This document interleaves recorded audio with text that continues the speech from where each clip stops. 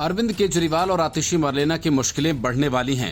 केजरीवाल और मरलेना के खिलाफ दायर की गई मानहानि मामले में बीजेपी नेता प्रवीण शंकर कपूर ने अपना स्टेटमेंट कोर्ट के सामने दर्ज करा दिया है। मामले में अगली सुनवाई 16 मई को राउज एवेन्यू कोर्ट में होगी।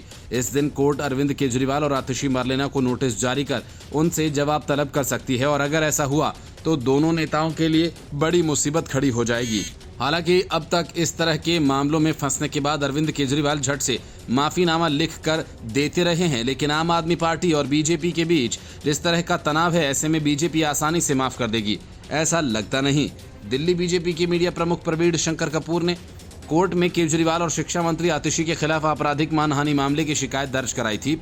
शिकायत में प्रवीण शंकर ने आरोप लगाया था कि आम आदमी पार्टी के दोनों नेताओं ने बीजेपी पर झूठे आरोप लगाए और आम आदमी पार्टी विधायकों को खरीदने की कोशिश कर रहे हैं। अपने इन आरोपों के समर्थन में उन्होंने कोई सबूत तक पेश नहीं किया, मतलब उनके पास आरोप फर्जी थे। प्रवीण ने कहा कि ऐसे झूठे आरोप बीजेपी और उसके कार्यकर्ताओं की प्रतिष्ठा को कम करने के इरादे से लगाया गया था।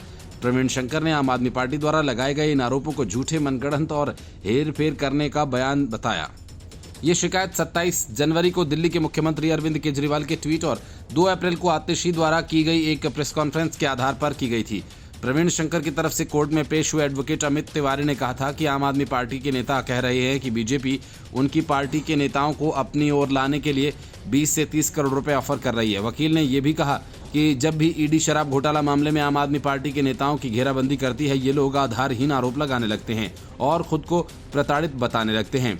उन्होंने कहा कि जैसे कि आतिशी का नाम आबकारी नीति वाले मामले में आया, उन्होंने भी इस तरह के आरोप लगाना शुरू कर दिया। 27 जनवरी को अरविंद केजरीवाल ने एक ट्वीट कर कहा था कि बीजेपी ने उनके 7 विधायकों से संपर्क किया और वो उनकी सरकार को गिराने का प्रयास कर रहे हैं। फिलहाल अरविंद केजरीवाल एक्साइज पॉलिसी से जुड़े धन शोधन के मामले में न्यायिक हिरासत में हैं।